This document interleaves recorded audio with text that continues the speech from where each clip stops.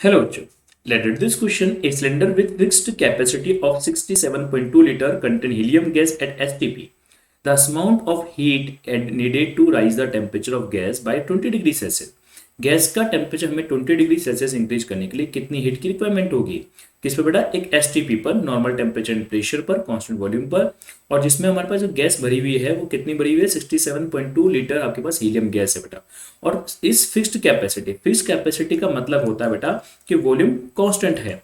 अगर कोई fixed capacity बोली जा रही है, इसका मतलब आपने उसके वॉल्यूम को यहाँ पे क्या कर दिया है? कांस्टेंट कर दिया है.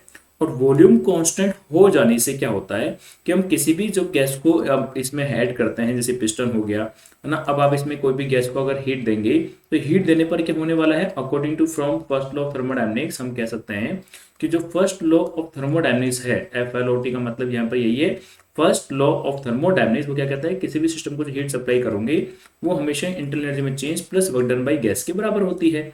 और जो कांस्टेंट वॉल्यूम के लिए जब वॉल्यूम कांस्टेंट हो जाता है तो हम जानते हैं कि जो वर्क डन बाई गैस है, work done by gas at constant volume हमेशा जीरो होता है, क्योंकि वॉल्यूम में कोई चेंज ही नहीं होता.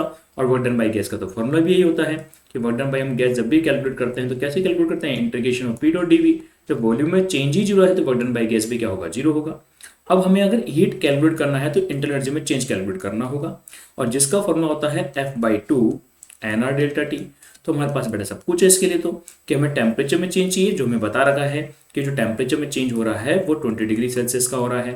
हीलियम गैस हमारे पास है, हीलियम गैस का मतलब डिग्री ऑफ फ्रीडम हमारे पास 3 है. तो डिग्री ऑफ फ्रीडम पता है, क्योंकि हीलियम गैस कैसी गैस है? मोनोएटॉमिक गैस है, और मोनोएटॉमिक गैस में डिग्री ऑफ फ्रीडम 3 होते हैं, चेंज इन टेम्परेचर 20 डिग्री का है.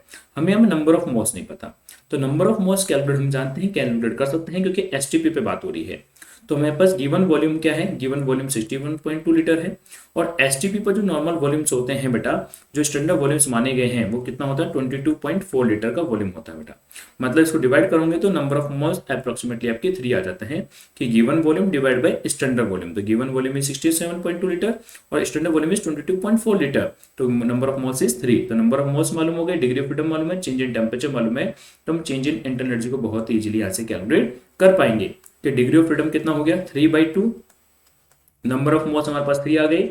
गैस कांस्टेंट यहाँ पे हमारे पास 8.3 होता है, और चेंज इन टेम्परेचर यहाँ पे 20 डिग्री का है.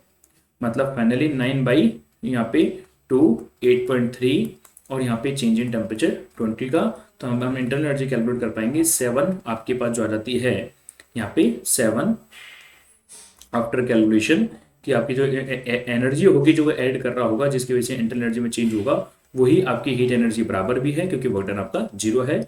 और ये आपके पास आ जाती है बेटा 748 जूल आ जाती है. इसको आप कैलकुलेशन करेंगे तो 748 जूल आपको प्राप्त होगा.